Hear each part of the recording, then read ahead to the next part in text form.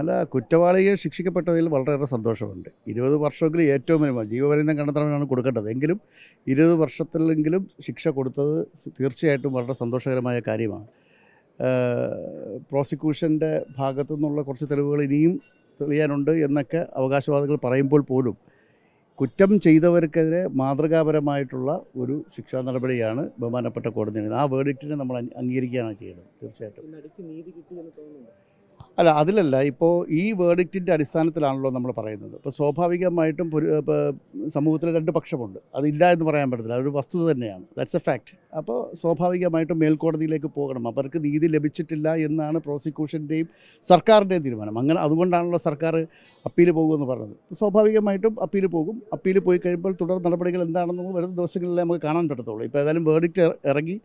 ഏതായാലും 3000 പേജുണ്ട്. എത്ര പേജുള്ള 3000-ഓളം പേജുള്ള ാണ് ഇറങ്ങിയിരിക്കുന്നത്. ഞാൻ വിധി പകർപ്പ് കണ്ടില്ല. നിങ്ങൾ പറഞ്ഞിട്ടുള്ള അറിവേ ഉള്ളൂ. ഒരു സ്ക്രോള് വന്നു, ഇങ്ങനെ 20 വർഷം കണ്ടെത്തണമെന്നുള്ള സ്ക്രോള് മാത്രമേ കണ്ടുള്ളൂ.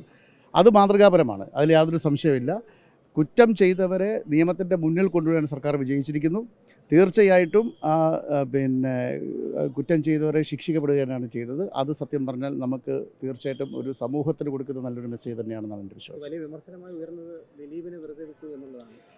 അതായത് നമ്മളെ സംബന്ധിച്ചിടത്തോളം ഒരു കാര്യം മനസ്സിലാക്കണം. നമ്മൾ വസ്തുനിഷ്ഠമായ കാര്യങ്ങൾ സംസാരിക്കണം. ഒരു കോടതിയുടെ മുന്നിൽ വരുന്നത് തെളിവുകളുടെ അടിസ്ഥാനത്തിൽ മാത്രമേ ഒരാളെ കുറ്റവാളിയാക്കുകയോ ശിക്ഷിക്കപ്പെടുകയോ പറ്റത്തുള്ളൂ. അപ്പോൾ തീർച്ചയായിട്ടും പ്രോസിക്യൂഷൻ അത് മുന്നോട്ട് കൊണ്ടുവരുന്നുണ്ടെങ്കിൽ പോലും ഈ ഗൂഢാലോചന കുറ്റമാണ് ദിലീപിനെതിരായിട്ട് ചാർത്തിയിരിക്കുന്നത്. അത് ഗൂഢാലോചന തെളിയിക്കാൻ പറ്റിയില്ല എന്നുള്ളത്. ഗൂഢാലോചന തെളിയിക്കാൻ കുറച്ച് ബുദ്ധിമുട്ടാണ്. പഴയ 120(b)യും ഇപ്പോഴത്തെ BNS അനുസരിച്ചുള്ള 61 അപ്പോൾ ആ ഗൂഢാലോചന തെളിയിക്കപ്പെട്ടില്ല എന്നുള്ളതാണ് കോടതി കണ്ടെത്തിയിരിക്കുന്നത്. അപ്പം സ്വാഭാവികമായിട്ടും നമുക്കിനിയിപ്പം അതായത് സർക്കംസ്റ്റൻസസ് ഒരുപാടുണ്ട്. അപ്പോൾ ചെയിൻ ഓഫ് സർക്കംസ്റ്റൻസസ് മാത്രമല്ല, നമ്മളെ സംബന്ധിച്ചിടത്തോളം പ്രോസിക്യൂഷനാണ് ഏറ്റവും കൂടുതൽ ബേർഡൻ ഉള്ളത്.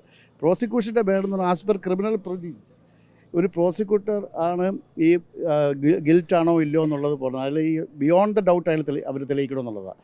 അപ്പോൾ ബേർഡൻ മുഴുവൻ പ്രോസിക്യൂട്ടർക്കാണ്. അപ്പം സ്വാഭാവികമായിട്ടും ക്രോസ് വിസ്താരം വരുമ്പോൾ ഡിഫൻസ് വക്കീൽ അത്തരം കാര്യങ്ങളൊക്കെ പൊളിക്കുന്നത് നമുക്ക് ഒരു നടപടിക്രമത്തിൻ്റെ ഭാഗമാണ്. അപ്പോൾ അതിനെതിരെയാണ് സർക്കാർ ഉൾപ്പെടെയുള്ളത് മേൽക്കോടതിയിലേക്ക് പോകുന്നത്. മറ്റു കാര്യങ്ങൾ നമുക്ക് ആ സമയത്തെ അറിയാൻ പറ്റത്തുള്ളൂ. ഞാനൊരു കാര്യം അങ്ങോട്ട് ചോദിച്ചോട്ടെ. നമ്മളൊരു കോടതി വിധി വരുന്നു, ആ വിധിയിൽ മറിച്ചായിരുന്നു വിധിയെങ്കിൽ തീർച്ചയായിട്ടും പ്രതിഭാഗവും പോകത്തില്ലേ? അല്ല, ഈ സ്വാഭാവികമായിട്ട് ആര് പോയി കഴിഞ്ഞാലും ആ വിധിയിൽ തൃപ്തമല്ലാത്തതുകൊണ്ടാണല്ലോ അവർ പോകുന്നത്. തീർച്ചയായിട്ടും അതങ്ങനെ ഉണ്ടാവും.